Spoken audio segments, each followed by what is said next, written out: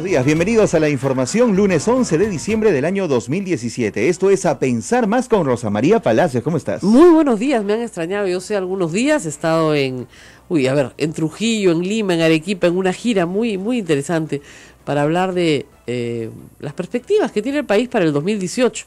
Eso me permitió, por supuesto, transmitir desde Arequipa el día jueves para todos ustedes y estar nuevamente aquí. Mientras estamos conversando, lo último, dice el Comercio, la Fiscalía allana 2 inmuebles de 2 presuntos falsos aportantes de Fuerza Popular en la región San Martín. Más información en breve. No sabemos más. Parece extraño que la Fiscalía tenga que allanar inmuebles de falsos aportantes, porque si el falso aportante dice que es un falso aportante, pues no hay más que investigar dentro de su inmueble. Pero vamos a hablar un poquito de eso y de lo que ha sido la semana pasada. Primero reiterarles, la semana pasada empezó, recuerdan ustedes, el lunes con el tema de la prisión preventiva de los empresarios, que se suma a lo de varios ya, incluyendo al expresidente, que ha escrito el expresidente Humala una carta nuevamente este fin de semana. Lo que yo creo, y creo que ya muchas personas están teniendo la misma impresión, es que la prisión preventiva se está usando de una manera irregular. Yo no les digo que sea ilegal, o sea, no es que te detengan y te llevan sin orden judicial, no, con orden del fiscal, con solicitud del fiscal y orden del juez. Pero el problema es que los vicios de forma son tantos que no hay posibilidad de que esto pueda seguir practicándose de esta manera. Es decir, a muchísima gente en el Perú, pobre, rica, ladronzuelo, o no, pillo, o sinvergüenza, lo meten con prisión preventiva cuando hay flagrante delito, por ejemplo, cuando esa persona puede seguir matando, por ejemplo, cuando es una persona que está en un estado de violencia tal que no queda más remedio que recluirlo en una prisión, porque puede alterar la acción de la justicia. El problema es que la fase probatoria no pueda darse porque esta persona la perturba, ¿no es cierto? Y por supuesto el peligro de fuga. Pero tiene que haber delito, tiene que haber peligro de fuga y tiene que haber alteración de la actividad probatoria. Nada de eso se está configurando en los últimos casos que estamos viendo. Los empresarios, todo el mundo dijo que se iban a fugar. Es más, yo sé que José Graña no estaba en el Perú, ha venido al Perú, o sea, expresamente. Entonces, ¿qué peligro de fuga puede haber? Primer problema. Segundo problema es el derecho a la defensa. En el caso de los empresarios vinculados a las empresas constructoras, el señor Hamilton Castro, el fiscal, ha conducido toda su investigación durante varios meses con total sigilo, lo cual está bien, ¿no es cierto? Pero nunca ha llamado a estas personas a tomarle su testimonio. Nunca. Solamente ha basado su acusación, su pedido, su solicitud, en el testimonio de Barata y en el documento de Odebrecht presentado por Barata. Pero no ha escuchado a los otros nunca. Y no es que no se hayan apersonado a través de sus abogados, se han apersonado, él se ha dicho que no quiere recibirlos. Tampoco ha querido recibir su documentación. En ningún momento durante la fase en la que él ha estado investigando. Entonces, es muy raro que un fiscal no solicite, ¿no es cierto?, que una persona, digamos, diga su descargo, no solicite sus propios documentos para descargarlos y simplemente les dé 48 horas de plazo para defenderse. Porque les han entregado el expediente para que lo lean el viernes en la noche y los han citado el domingo en la mañana. Entonces, formalmente hay una serie de vicios que hacen que esa detención arbitraria sea completamente irregular, ¿no? O sea, la negación del derecho de defensa, la negación al apersonamiento de estas personas. Podríamos seguir, ¿no es cierto?, la imposibilidad de ser oído con la debida anticipación. El hecho es que no hay en realidad una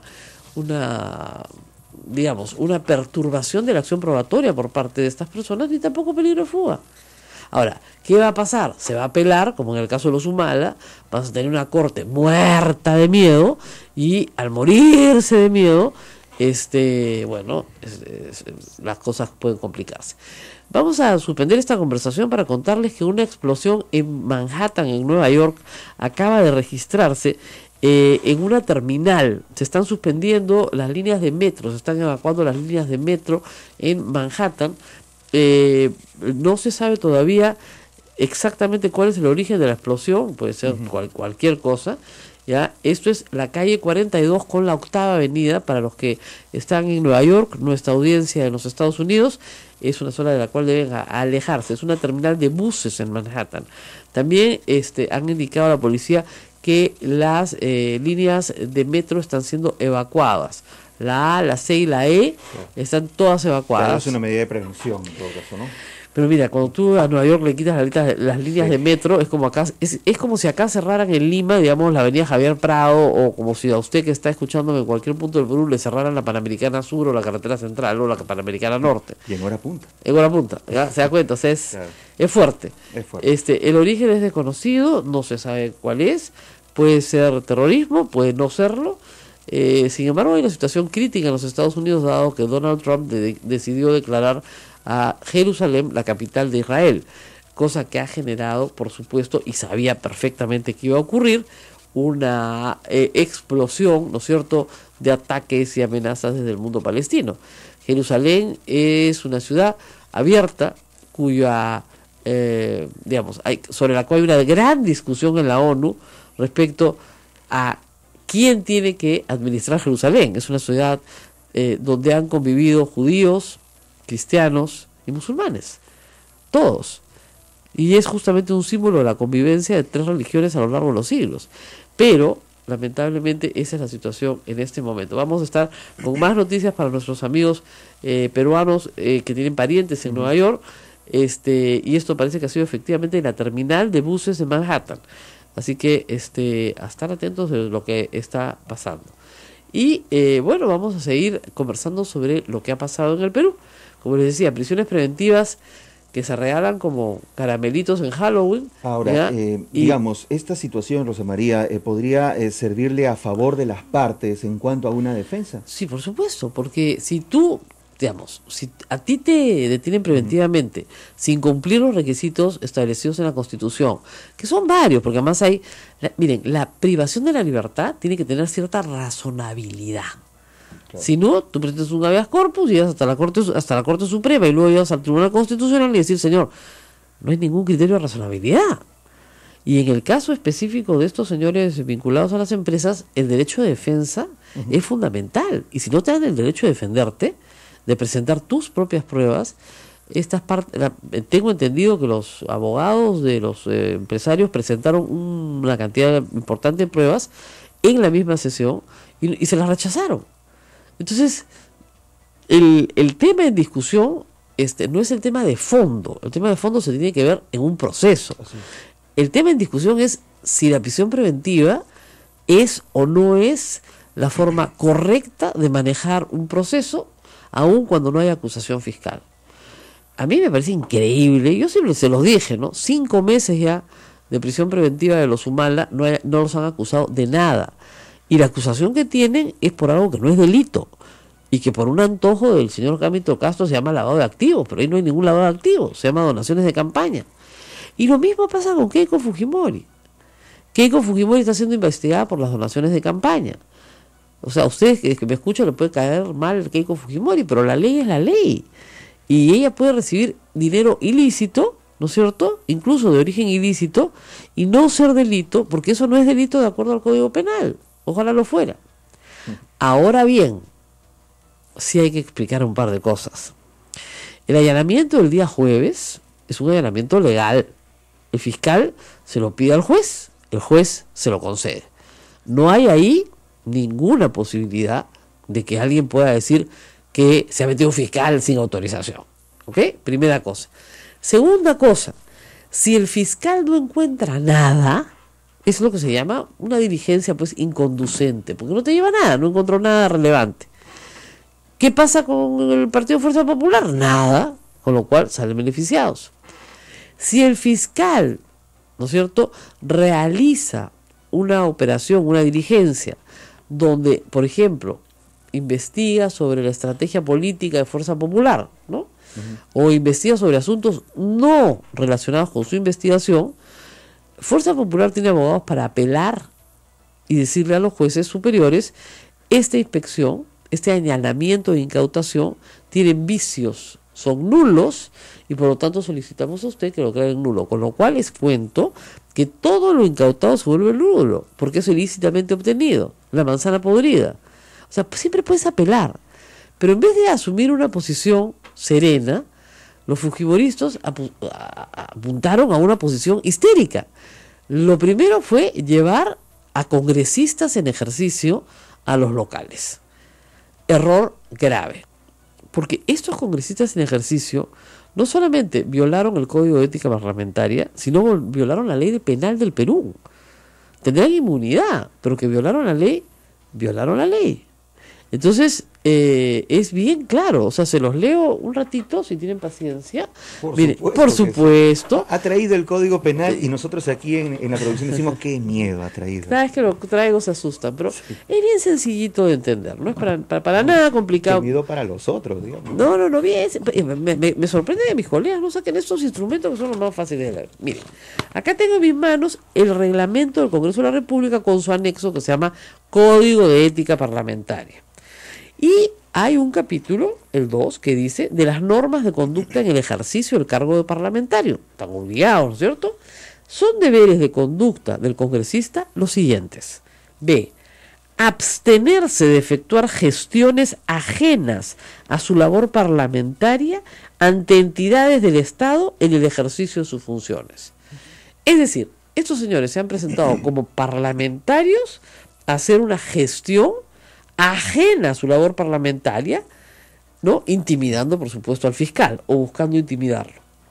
Y en el caso específico de Rosa María Bartra, el inciso E dice lo siguiente: son deberes también de conducta del congresista los siguientes. En el caso de participar en la discusión de temas, investigaciones, subrayo investigaciones, y o en el debate de aprobación de leyes, de las cuales puedan estar favorecidos intereses económicos directos, personales o familiares, deberán hacer explícitas tales vinculaciones. Es decir, la señora Bartra no puede decir que, digamos, no hay un interés económico en el caso de su partido Fuerza Popular, ¿no es cierto?, de no ser perseguido por la justicia. Y ella está investigando eso. Ella tiene un conflicto de interés. Ella está investigando, ¿no es cierto?, efectivamente, una situación que se llama lavallato, y está tratando de favorecer a los intereses económicos directos. ¿De quién? De su partido. Eso es absolutamente personal.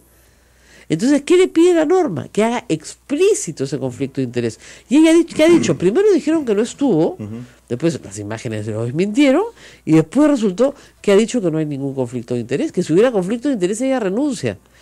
Bien extraño. Eso ya lo habíamos escuchado antes también. Tantas veces, sí. ¿No? Pero ahora sí vamos a la parte más complicada, porque ustedes dirán, bueno, ¿qué pasa cuando se viola el reglamento del Congreso de la República? Bueno, vas a la Comisión de Ética. En la Comisión de Ética tienes que recibir una sanción. Y esa sanción en la Comisión de Ética puede ser una recomendación pública, una amonestación escrita pública, una amonestación escrita pública con multa y la recomendación al Pleno de la suspensión en el ejercicio del cargo y descuento de sus haberes desde 3 hasta 120 días de legislatura. Obviamente no les va a pasar nada porque no los van a suspender, porque no era uno, eran varios. Salaverry, Becerril, Rosa María Bartra, Aramayo, Luz Salgado, Galarreta, es decir, hasta el presidente del Congreso fue, ¿no? Lo cual es bastante escandaloso, ¿no? Podríamos seguir como 100 firmas. Ahora, ¿qué dice el Código Penal? El Código Penal tiene una sección que se llama Delitos contra la Administración Pública. Y en su sección segunda dice violencia y resistencia a la autoridad. Escuchen bien, ¿eh? Es el artículo 366 del Código Penal. El que emplea intimidación, o sea, tú no sabes con quién te estás metiendo, ¿ah? La expresidenta del Congreso, Luz Salgado. O sacar tu teléfono para filmar. Te voy a filmar, ¿ah? Fiscal, te voy a filmar, ¿ah? Dice la norma claramente, el que emplea intimidación o violencia, no es el caso, pero sí intimidación, contra un funcionario público o contra la persona que le presta asistencia en virtud de un deber legal. exactamente igual, funcionario público fiscal y los que estaban con ellos, los que le prestan asistencia en virtud de un deber legal. Hacer un allanamiento es un deber legal. O ante requerimiento de aquel, el requerimiento es decir, oiga, voy a hacer la diligencia, se lo dijo 20 veces, para impedir o trabar la ejecución de un acto propio, legítimo, del ejercicio de sus funciones, será reprimido con pena privativa de la libertad, no menor de 2 ni mayor de 4 años. 2 a 4. ¿Ha habido intimidación? Los videos anoche exhibidos demuestran que sí, que se le ha dicho al fiscal, usted no sabe con quién se mete. Y yo creo que el fiscal sabía perfectamente con quién se metía. Y todos los peruanos sabemos perfectamente con quién se metían. Eso es lo bueno. Entonces, ahí donde no había nada que temer, ahora tenemos una falta, ¿no es cierto?, al Código de Ética Parlamentaria, no de uno, sino de varios congresistas del fujimorismo, y un delito, el 366, de 2 a 4 años. ¿Van a ser procesados los congresistas fujimoristas por ese delito? No. ¿Por qué? Porque tienen inmunidad parlamentaria. Tendría que el fiscal solicitarle, ¿no es cierto?, al juez que le solicite a la Corte Suprema que les levante la inmunidad parlamentaria a todititos para poderlos procesar.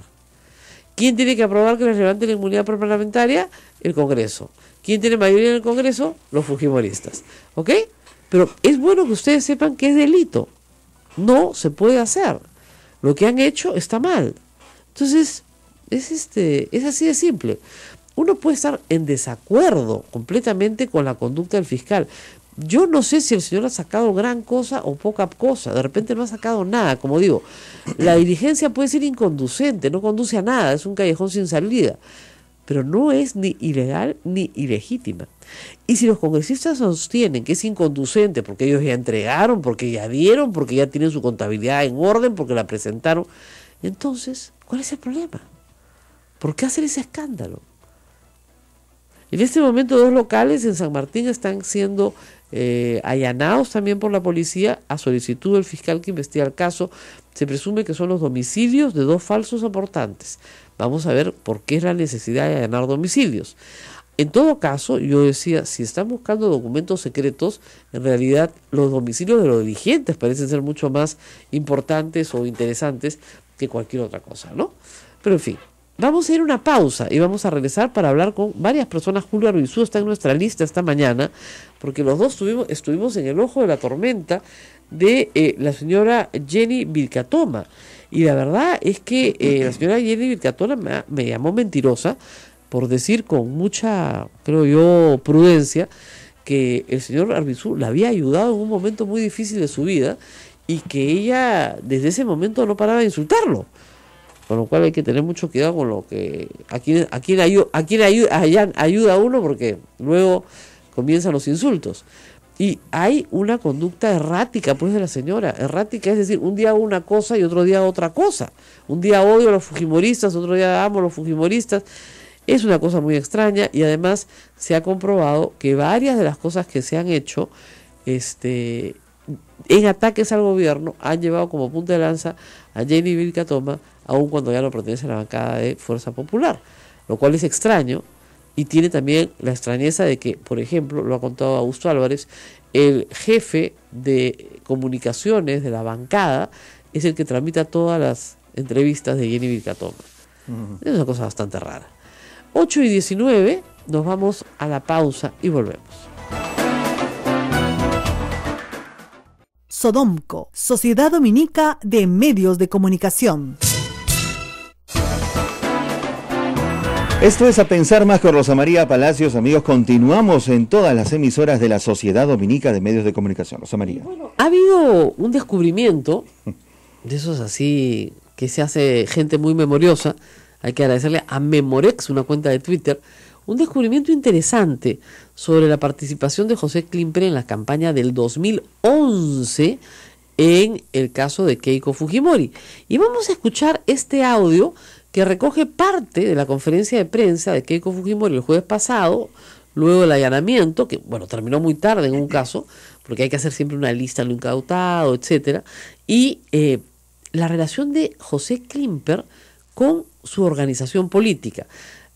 Un recordaris, Keiko Fujimori postula a la presidencia en el 2011 con una agrupación política que se llama Fuerza 2011 y luego recoge firmas y postula el 2016 con una agrupación política que se llama Fuerza Popular, que ella considera su partido, que ella considera una organización nueva, distinta, porque claro, tiene mucha menor influencia su padre, pero nosotros, los votantes, creo yo, hemos advertido pues una continuidad, ¿no es cierto?, desde que ella participa en las elecciones del 2006 como congresista, las del 2011 como candidata a presidencia y el 2016 como la candidata a la presidencia. Su padre tenía la costumbre de cambiar de nombre en cada elección a su agrupación política, pero evidentemente había una continuidad entre ellas, una continuidad innegable. El 2001 se presentan, acuérdate, y también ganan tres congresistas y las desaforan, pero luego comienzan a ganar más. O sea que siempre hay una continuidad desde 1990 hasta hoy. Es evidente que Fuerza Popular no se puede hacer responsable pues, de lo que hizo Cambio 90, sí, lo entiendo, pero hay una continuidad en las personas, por lo menos. Entonces, justamente el fiscal está preguntando por esa continuidad, ¿qué sabe usted del 2011? Escuchemos lo que dijo Keiko Fujimori. Eso, como señalar, como dice el acta de allanamiento, de que el señor Klimper está obstruyendo la justicia, porque dentro del interrogatorio él contestó, cuando le preguntaron por el año 2011, que no sabía. Y no sabía porque él se ha incorporado en nuestro partido en el año 2014. Entonces, ese tipo de información vemos que es tergiversada, que es maliciosa, y lo que busca es hacernos daño. Ahora ustedes van a escuchar mi voz, no porque yo me haya convertido, tenga el don de la ubicuidad, sino porque Memorex recoge una entrevista que yo le hago a José Klimper, y que por supuesto había olvidado por completo, el año 2011.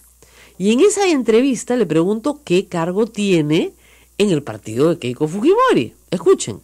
Con José Klimper. José Klimper es una persona muy importante en la campaña de Keiko Fujimori, aun cuando yo no sé muy bien cuál es su título.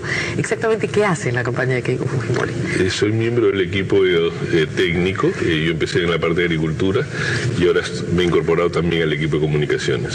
Estamos con José Klimper. José Klimper es una persona muy importante en la campaña de Keiko Fujimori, aun cuando yo no sé muy bien cuál es su título.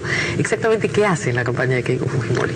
Soy miembro del equipo técnico. Yo empecé en la parte de agricultura y ahora me he incorporado también al equipo de comunicaciones. Tan falso como señalar, como dice el acta de allanamiento, de que el señor Klimper está obstruyendo la justicia, porque dentro del interrogatorio él contestó, cuando le preguntaron por el año 2011, que no sabía. Y no sabía porque él se ha incorporado en nuestro partido en el año 2014. Entonces, ese tipo de información vemos que es tergiversada, que es maliciosa, y lo que busca es hacernos daño.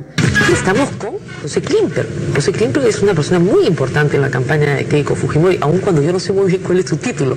Exactamente qué hace en la campaña de Keiko Fujimori. Soy miembro del equipo técnico. Yo empecé en la parte de agricultura y ahora me he incorporado también al equipo de comunicaciones. Bueno, ahí tienen, repetir, 2011, el verano del 2011. ¿Ya? Y representaba a Fuerza, y además el crédito dice vocero de Fuerza 2011. Correcto. O sea, se presentaba como vocero por el equipo de comunicaciones, equipo técnico. No es que se habían incorporado el 2014, era una persona que tenía vocería del partido. ¿Ya? Yo no sé si estaba inscrito como militante o no. Ustedes saben que militantes hay poquísimos, ¿no? Incluso en los mismos congresistas de la República, solo 11 son militantes de los 70 y tantos que están en el Congreso. Pero lo que sí sé es que en el 2011 él tuvo un papel, no un papel en el área financiera de repente, no un papel en el área contable, no era el secretario general, no era el tesorero, pero que sí tuvo un papel. Y ahí Keiko Fujimori miente, y al mentir hace algo que es sumamente digamos, complicado para su situación, que es entrar en contradicciones frente al público. Si no tienes nada que temer, si tú dices que tu contabilidad es perfecta, además yo insisto, no es delito recibir el dinero de Odebrecht, así sea el dinero más sucio del mundo, ¿por qué haces todo este escándalo? ¿Qué es lo que temes? Yo lo que presumo, como otros analistas, es que no es este caso el que temen.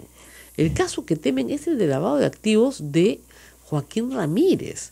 Joaquín Ramírez es una persona que no puede en este momento, por lo menos hasta hoy, justificar su patrimonio ante las autoridades. Y no lo puede justificar porque dice que todos los libros de contabilidad de sus 15 empresas se perdieron en un taxi y nunca más los encontró. ¿No es cierto? Y pasó de cobrador de micro a millonario porque es un cholo trabajador y lo discriminan por ser cholo. O sea, es absurdo. Con eso te vas preso. Entonces, el problema es Joaquín Ramírez. Ahora, si Joaquín Ramírez, como dijo el testigo, buen testigo o mal testigo, en Estados Unidos, Jesús Vázquez, dijo, y hay una grabación de eso en la DEA que algún día saldrá, que efectivamente él manejaba el dinero de los Fujimori, que él había comprado una serie de grifos, que los compró, esos sí existen, pero que esos grifos pertenecían a Keiko Fujimori, esa es otra historia. Ya no estamos hablando de campañas políticas, ya no estamos hablando de política, estamos hablando de lavado puro y duro. Ahí sí es otra historia. Y esa no es la historia que estamos relatando hoy. Hoy no tienen nada que temer, pero nada que temer. Es lo que yo no entiendo. Entonces, si no tienen nada que temer, entonces, ¿cuál es el problema? Es extrañísimo. Claro, acá me dicen, hay varios congresistas, excongresistas, que dicen que no es ilegal la presencia de los congresistas fujimoristas. Yo me remito a la ley. Si en una diligencia un congresista intimida a un fiscal, eso se llama obstrucción de la justicia. Si en una diligencia de allanamiento el congresista con su conducta impide o hace gestiones a favor de su partido, ¿no es cierto?, ante una autoridad, eso es una conducta impropia de un congresista de acuerdo al reglamento del Congreso. De repente los congresistas convocados son muy viejitos y ya se olvidaron o no conocieron el reglamento del Congreso, pero está prohibido hacer gestiones. Así como yo no puedo, un congresista no puede llamar al Poder Judicial y decirle a un juez, oye, falla de esta manera, de la misma manera un congresista no puede ir a una diligencia y decirle la diligencia se hace como yo quiero. Luz Salgado le dice, oiga, pero ¿por qué no nos han avisado? ¿De cuándo acá un allanamiento tiene que ser avisado? Justamente sorpresa, pues. ¿Para qué? Para que encuentren lo que quieran encontrar. Yo sí puedo discutir, por ejemplo, la correcta fundamentación del fiscal solicitando el allanamiento. Si la fundamentación es incorrecta, tienes un vicio formal. Si tienes un vicio formal, entonces tú puedes decir, señor juez, en apelación, yo solicito que por falta de fundamentación en este allanamiento se declare nulo, y nulo todo lo incautado. Y la puedes ganar. O sea, así funciona el sistema jurídico, no funciona a patadas, no funciona con conferencias de prensa y gritos. Así no funciona. ¿No te gusta la decisión del fiscal? Apela. Bueno, obviamente tienen que haber apelado, ¿no? Y dicho sea plazo, hablando de denuncias, Keiko Fujimori todavía no denuncia al comercio, ¿no? Se ha olvidado, ¿no? Creo que yo. Bueno, ese es todo un capítulo. Hay otro capítulo importante este fin de semana, que es el capítulo Presidente de la República, ¿no? Así como hay beca Presidente de la República, capítulo Presidente de la República. Capítulo complicado y largo, porque yo creo, como muchos colegas han afirmado, que el presidente tiene que sentarse con 3 o 4 periodistas y con todas las cámaras del país a responder preguntas espontáneamente y con un orden, ¿no es cierto?, que nos garantice conocer toda la verdad. Recuerda cosas que olvida, vuelven a aparecer, afirma y luego se contradice, y eso es muy malo para la democracia y para él. Entonces, vamos a hablar un ratito, tenemos tiempo, ¿no? Sí, claro. Hasta que nos conteste el teléfono Julio Arbizu, que no me lo contesta. ¿Ya está? En la próxima estamos llamando. A ver, vamos a hablar del tema del presidente porque es importante que ustedes sepan esto. El presidente de la República no puede ser juzgado durante su mandato, ¿ok? Salvo por 4 cosas que no están ahorita en juego. No ha cerrado el Parlamento indebidamente, ni impedido las elecciones, nada de eso. Muy bien. Entonces, como no puede ser juzgado, el presidente puede, con toda tranquilidad, no asistir a ninguna citación de ninguna comisión investigadora, si es que así no lo desea. Ya lo hizo una vez, consideró que lo trataron muy mal, que fueron muy malcriados con la institución presidencial, y no volvió a ir. ¿Qué hizo? Mandó un escrito. En ese escrito dice que él no ha tenido nunca una relación comercial o profesional con la empresa, con ninguna constructora brasilera, no dijo Odebrecht, sino con ninguna constructora brasilera. Muy bien. Le han preguntado por First Capital. ¿Has visto cómo dice el presidente de la República First Capital? Ay, me da risa cómo lo pronuncia. First Capital. First Capital. No tengo ninguna relación con First Capital. Bueno, muy bien. Entonces, perfecto, no tiene relación con eso. Pero sí hice una consultoría para H2O Olmos, que era una empresa que estaba contratada por Odebrecht para hacer una consultoría financiera. A ver, lo que sucede es que hay que explicar bien a qué se dedica o se dedicaba el presidente de la República, ¿ya? Porque la gente cree que es un lobista, ¿ya? Y lo que hacía el presidente de la República, su trabajo es levantar fondos, crear fondos de inversión. ¿Cómo creas fondos de inversión? Buscas al señor A, al señor B, a la empresa A, al señor, o sea, tienes A, B, C, D, que también a su vez son fondos de inversión, y les dices, nuestro fondo de inversión se invierte de esta manera, ¿ok? Y estamos levantando dinero para hacer estas inversiones. Ah, bueno, estamos interesados. ¿Y cuál es la rentabilidad de tu fondo? La rentabilidad de mi fondo es tanto. Muy bien. Entonces vamos a poner plata en tu fondo.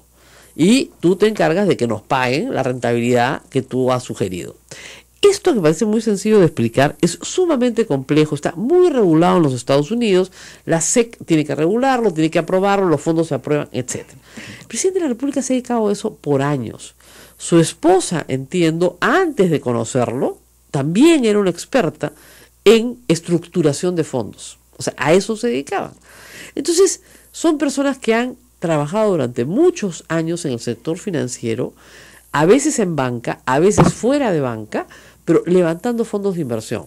Entonces, por ejemplo, yo soy, no sé, Rosa María Palacios y quiero hacer una empresa, quiero hacer una fábrica muy grande, porque tengo un proyecto gigantesco para, no sé, hacer textiles, ¿no? Tengo una industria, un proyecto macanudo, voy al banco, sí, me pueden ayudar con algo, pero necesito socios.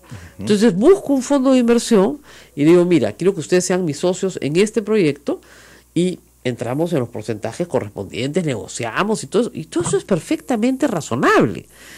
Él no es el dueño de la plata del fondo, se dan cuenta ustedes. O sea, él no es el millonario que tiene la plata del fondo, claro, ¿no es cierto? Él administra estos fondos. Entonces, cuando le piden una reestructuración o un financiamiento, ¿no es cierto? Estructurar un financiamiento para H2O, que es un proyecto de Olmos, él en realidad está levantando dinero para ese proyecto. ¿Entienden? Entonces yo creo que haría bien, y haría muy bien, y sería más que recomendable, urgente, dar detalles. Exactamente, y que se le permita a los periodistas, no a uno, sino a 10, que no le digan, ¡ay! No lo ataranten, déjenlo explicar, que explique todo desde el principio hasta el final. Porque ¿qué pasa? Si el presidente dijo que no tenía relación con Odebrecht y el sábado le dice a Raúl Vargas, no, sí, en realidad yo trabajé un proyecto para Olmos. Parece, discúlpenme, un viejito que se olvida de las cosas que le han pasado, ¿ya? Y no podemos tener un presidente en ese estado, porque lo van a atacar de todas maneras. Ya le dijeron mentiroso y ahora le van a decir que no se acuerdan ni de lo que ha hecho, que es peor, ¿ya? Entonces o lo vacan por incapacidad moral o lo vacan por incapacidad física, ¿ya? Entonces por eso es peligroso. El presidente no se puede dar ese lujo, tiene que sentarse y contar toda la verdad. Ser estructurador de fondos de inversión del 2006 al 2016, en el caso del señor Kuczynski, ¿es delito? No, es su trabajo. Así sea fondos estructurados para cualquier sinvergüenza, o que hayan beneficiado directa o indirectamente a un sinvergüenza. Es su trabajo, no es delictivo, es un proveedor de servicios. A un sinvergüenza cuyos delitos se estén probando. Sí, de repente es un sinvergüenza con delitos probados, ya, como el caso de Odebrecht, están probados. Pero sin ninguna situación legal. Exactamente. ¿Ya? Entonces hay que tener mucho cuidado con eso. ¿Por qué? Porque hay un ambientillo, yo no lo siento tan fuerte como lo sienten mis colegas, pero hay un ambientillo de golpe, o sea, de golpe constitucional. O sea, lo vacamos al presidente, ¿para qué? No sé, porque los objetivos de Keiko Fujimori no están claros, no están claros para el público, y hay este problema de la homologación. Todos son corruptos, y eso no es verdad. Yo siempre le digo a la audiencia, a ver, todos son corruptos, muy bien. ¿Tu mamá es corrupta? Mira cara de ver, no. Ya pues, entonces ahí tenemos como a la mitad de la población, ¿no es cierto? Porque todos tenemos madre. Listo. O sea, ¿tu mamá es corrupta? No, mi mamá no es corrupta. Entonces, pues no todos somos corruptos. ¿Hay corruptos en nuestra sociedad? Por supuesto que hay. Así como hay asesinos, violadores, pedófilos y gente de lo peor. Lo que tenemos que hacer es que se reduzca a su mínima expresión el daño que estas personas pueden hacer a los demás. Ese es el tema. Vamos a la pausa, regresamos, esperemos lograr la conexión con Honduras para hablar con Julio Arbizu. Volvemos.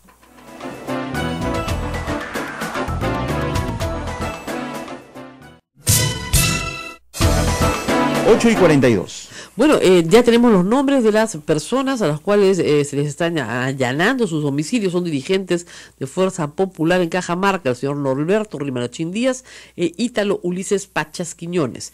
Esto es en Nueva Cajamarca, Rioja, San Martín. Información de César Romero, que está siempre pendiente de los temas judiciales y fiscales. Y en la línea telefónica ya está con nosotros Julio Arbizu. Doctor, muy buenos días. Creo que hemos perdido la comunicación. Pero mientras esto sucede, como les digo, están produciéndose nuevos allanamientos. ¿Cuál es la hipótesis de la Fiscalía? La hipótesis de la Fiscalía es que el Fuerza Popular tiene unos libros contables presentados a la OMPE, pero que son falsos y que ocultan a través de varias metodologías, aportantes falsos, aportantes testaferros, aportantes del tipo, digamos, esos que nunca se enteraron que eran aportantes, o cócteles y este tipo de actividades, información falsa para ocultar los aportes de Odebrecht. Miren, eso ya lo sabemos, ¿no es cierto? La OMPE en el 2011, en la campaña del 2011, eso es un estudio serísimo. Y todos los partidos, todos, cubrían con la plata que declaraban apenas si la publicidad de televisión, ¿no es cierto? Ahora sí tenemos a Julio Arbizu. ¿Aló? ¿Aló? Ahora sí. ¿Ustedes lo escuchan perfectamente? Sí. Muy bien. Julio, muy buenos días. Buenos días, Rosa María, ¿qué tal? ¿Cómo estás? Bueno, tenemos un poquito de volumen, pero vamos a afinar el oído. Yo quería empezar porque los dos hemos sido parte de un pequeño escándalo la semana pasada. ¿Dónde me tengo que dirigir? ¿Al micro? Ahí es, sí, este de acá. Así. Entonces, quería preguntarte cuál ha sido la relación tan complicada con Jenny Vilcatoma, que comenzó a insultarte en Twitter. ¿Desde cuándo te agrede Jenny Vilcatoma? Mira, Rosa María, en verdad, nunca tuvimos una mala relación antes de que ocurriera todo lo que finalmente la catapultó a una fama relativa, ¿no? A raíz de unas presuntas denuncias que hiciera y que luego no pudo sustentar con la suficiente contundencia. Me estoy refiriendo básicamente al final de su paso por la Procuraduría Anticorrupción. Después de eso, incluso ella me consultó varias cosas, fue hasta la ONG donde yo trabajaba a conversar con alguna de las personas que conmigo tenían la responsabilidad de llevar esa organización. Se hizo asesorar de estas personas y después entró en una vorágine ya extraña que la condujo finalmente a su postulación con Fuerza Popular al Congreso. Después de eso, por supuesto, tú bien lo sabes, Rosa María, yo tengo la tesis de que Fuerza Popular es más que un partido político, una organización criminal. Una vez ella integrada esta organización, emprendió contra quienes criticamos al fujimorismo, quienes estamos en contra de las prácticas y costumbres del fujimorismo. Ahora, ¿cuándo empezaron las agresiones, Julio? ¿Esta semana o esto ya tiene tiempo? No, yo la verdad es que no me había dado cuenta. Como tú sabes, yo vivo fuera del país. No estoy atento permanentemente a qué pudiera estar diciendo la gente de mí, pero alguien me avisó que la señora estaba siendo especialmente dura conmigo, que había hablado de varias personas, entre ellas tú y otras personas más. Así es que yo decidí responderle. A veces me dicen que debería no responder este tipo de agravios, pero la verdad es que me molesta mucho la recurrencia, la forma, y entonces yo salí a responderle. Claro. Básicamente, Rosa María, tiene que ver con lo siguiente. Además, esto es lo que me incomoda. La señora Vilcatoma miente cuando dice que nos conocimos en Iquitos, o nos conocimos en Lima, pero por un asunto de Iquitos. Yo la conocí a Jenny Vilcatoma porque ella me llamó desde Iquitos, efectivamente, para que yo atendiera una diligencia que había planteado el Ministerio Público. Yo llegué a Iquitos, esto se trataba de un caso muy importante de corrupción, el caso del alcantarillado, tú recordarás, caso de muchísimos millones de dólares desviados por parte del entonces gobernador regional o presidente del gobierno regional en ese momento. Y yo fui a defender una decisión del Ministerio Público y gané el incidente informando en esa Corte Superior. Después de eso, la señora empezó a llamar con mucha insistencia para que siguiéramos apoyando el caso, para que le diéramos apoyo en ese y otros temas. Directamente, hay que recordar que en Iquitos había un procurador que dependía de nosotros, es verdad, pero había un procurador directamente en el cual ella no confiaba, decía que prefería que nosotros estuviéramos allá. Me contó la historia, que luego yo corroboré, según la cual Peláez la había desembarcado cuando estuvo en Ancash, antes de Iquitos, del caso Centralita, que es el caso emblemático de las procuradurías de los gobiernos regionales. La había desembarcado por, entre otras cosas, ser demasiado diligente, por ser demasiado proactiva. Y la había mandado a Iquitos, donde él esperaba seguramente que permaneciera callada, ¿no?, después de la experiencia. Entonces ella no permaneció callada, hizo su trabajo y lo hizo bien en Iquitos. Así es que Peláez, después de que ganamos nosotros ese incidente, creo que pasaron 2 semanas, y la volvieron a sacar esta vez de Iquitos para mandarla a Lima Norte, si no recuerdo mal. De allí me llamó Rosa María, ¿no?, internada en una clínica por exceso de trabajo, por estrés, según me dijo, para decirme que la habían sacado por segunda vez, esta vez de Iquitos, y que la llevaban, ella estaba harta del Ministerio Público, que quería trabajar conmigo, que quería ir a la Procuraduría a ser parte de lo que hacíamos nosotros ahí. Yo, lamentablemente, Rosa María, para entonces yo ya había renunciado a la Procuraduría, solamente estaba esperando que saliera mi resolución formal, la resolución suprema. Así es que lo que hice fue proponer a la señora Vilcatoma, ya el señor Salas estaba propuesto para hacer mi reemplazo, y yo propuse a la señora Vilcatoma para que ocupara el lugar del señor Salas, es decir, procuradora adjunta. Y esa es la historia. Lo que vino después es esto que te he contado, esta denuncia de la que todos tuvimos conocimiento, pero en verdad yo no llego a entender de dónde la ojeriza de la señora Vilcatoma. Yo sospecho que está tan identificada, a pesar de su renuncia y todo el show que se armó alrededor de ella, que está tan identificada con los valores y la defensa de lo que Fuerza Popular pues defiende, que todos los enemigos del fujimorismo son pues también sus enemigos, ¿no?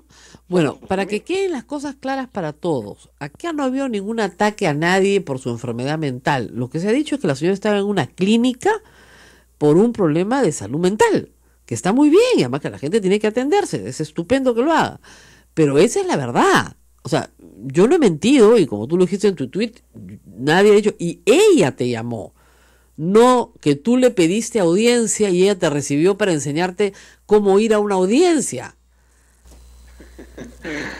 Mira, sí, ella me llamó para pedirme que sea yo el que vaya, ¿no? Ella me llamó para pedirme que sea yo el que vaya a la audiencia. Estaba especialmente interesada en que fuera yo y no el procurador de allá, estaba especialmente interesada en que fuera yo y no un fiscal el que defendiera la decisión que había tomado el Ministerio Público y que había que ratificar en la audiencia. Y eso es lo que hice. Ella me lo pidió, me dijo de la importancia del caso y decidimos que iba yo. Pese a que, como digo, había un procurador allá Claro. y era un caso, un incidente del Ministerio Público. Pero no, o sea, y la discordia empieza recién estas semanas, de la nada. Sí, yo la verdad es que ya cuando tomó la decisión de entrar a Fuerza Popular, pues ya hubo un conato de diferencias. Ella en algún momento dijo algo, ¿no?, relacionado con quienes eran los enemigos de Fuerza Popular. y ahora volvió, porque parece que la señora tiene de un tiempo a esta parte una nueva actitud con su antiguo partido político, ¿no? Claro, ahora, lo más curioso de todo es que luego de esto, yo leí el insulto, y como yo sabía y conocía la historia bien, yo la hice pública, porque me parece rarísimo que una persona insulte a alguien que le ha ayudado, que le ha dado un trabajo, que le ha sacado una situación difícil por las puras albóndigas, ¿no?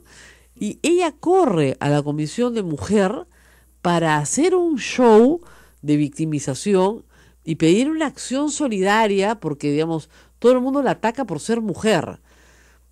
Ella a mí me ha dicho mentirosa y me ha dicho que lamentablemente soy mujer.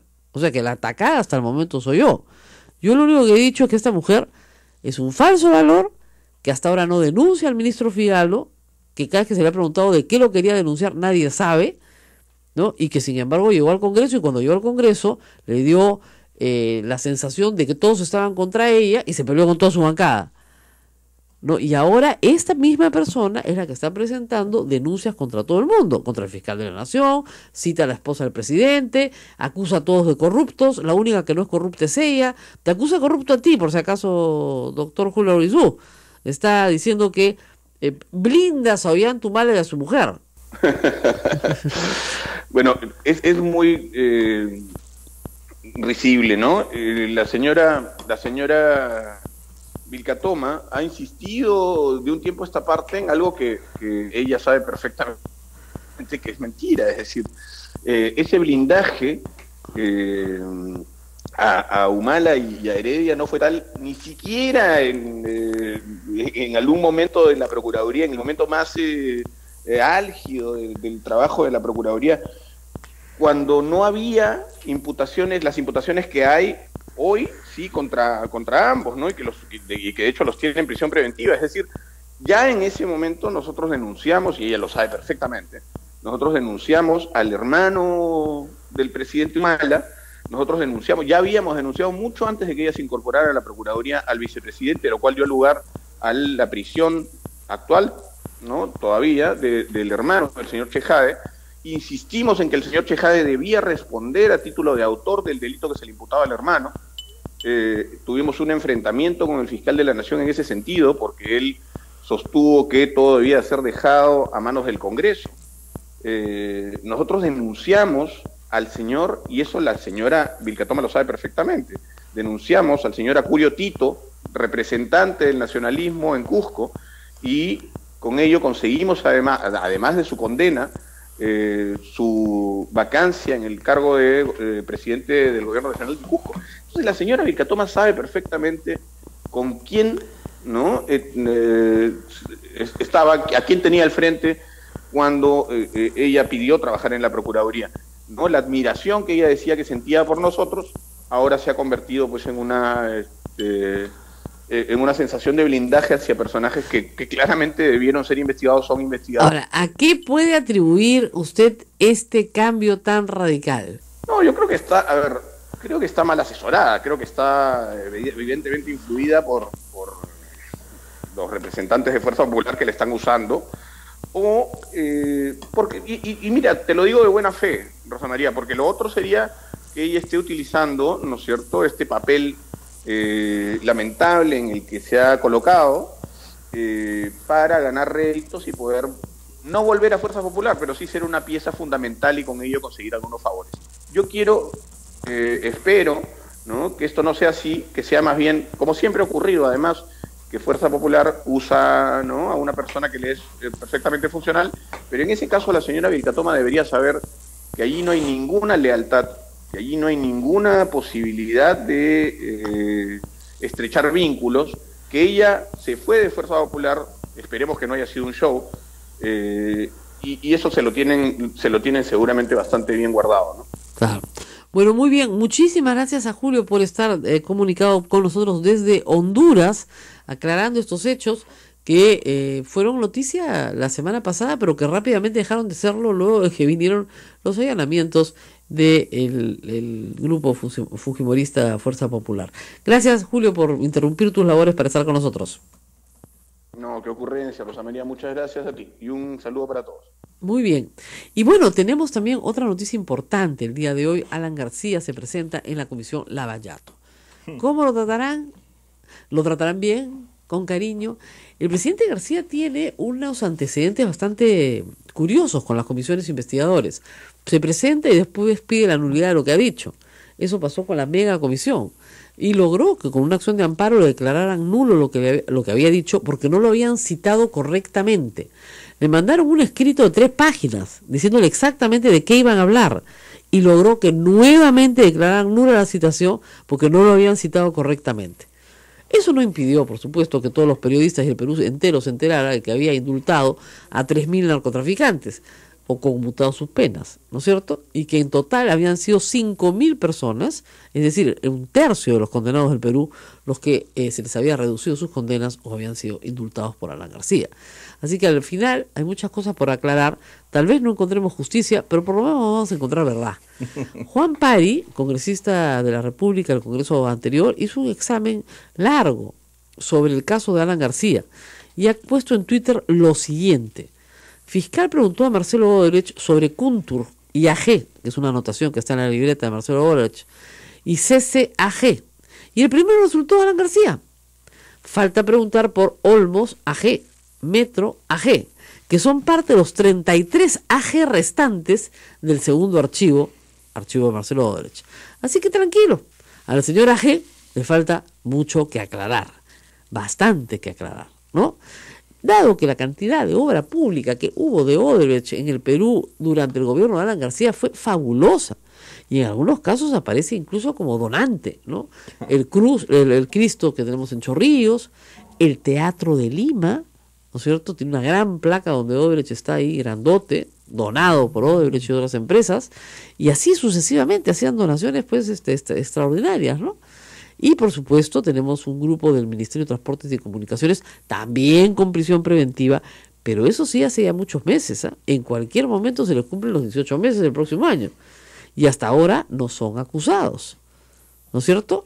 El día de ayer el expresidente Ollanta tuvo palabras muy duras para Alan García, se refirió específicamente a él y dijo que tenía a su propio embajador, porque efectivamente José Antonio García Belaúnde es amigo y ex canciller por 5 años de Alan García, a su propio embajador viviendo tan cerca a él que podía revisar primero que nadie las cuentas que llegaban, la información que llegaba de Andorra. Porque efectivamente el embajador en España, del Perú, es concurrente para Andorra.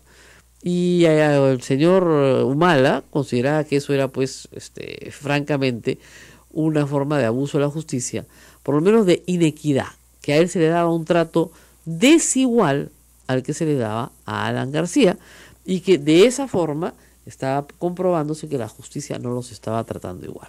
En todo caso, Alan García debe haber llegado ya al Perú, él vive en España y en ese caso, pues vamos a ver qué pasa en los próximos días, ¿no? Pero no creo que se quede mucho tiempo, ¿no? ¿Tú crees que se quede mucho tiempo con Lima? Sinceramente. No creo, yo tampoco. Yo creo que se va a ir de viaje, ¿eh? Yo creo que no va a quedar mucho tiempo por acá. Pero en realidad hay bastante que tiene que contar. Ojalá que se le pregunte bien. Dudo que se le pregunte bien, porque ahí está Vitocho, que es hermano de su embajador. Está Mauricio Mulder en esa comisión, que no le va a preguntar nada. Y está Rosa María Bartra y compañía, el congresista de izquierda funciona más como cola del fujimorismo en muchas cosas, entonces ahí no va a haber absolutamente nada. Disculpen, pero dudo que ahí se pueda dar alguna información relevante sobre el caso que pueda servir para algo. Bueno, se nos fue la luz cuando estábamos hablando de Alan García, que va a dar su testimonio hoy ante la Comisión Lavallato. Así que esperemos que mañana no nos corten la luz cuando les contemos los resultados. Muchísimas gracias a todos por haber estado en esta edición de A Pensar Más. Nos vemos mañana nuevamente. Hasta entonces. Hasta aquí, A Pensar Más con Rosa María Palacios. Este programa fue producido por la Sociedad Dominica de Medios de Comunicación, Sodomco.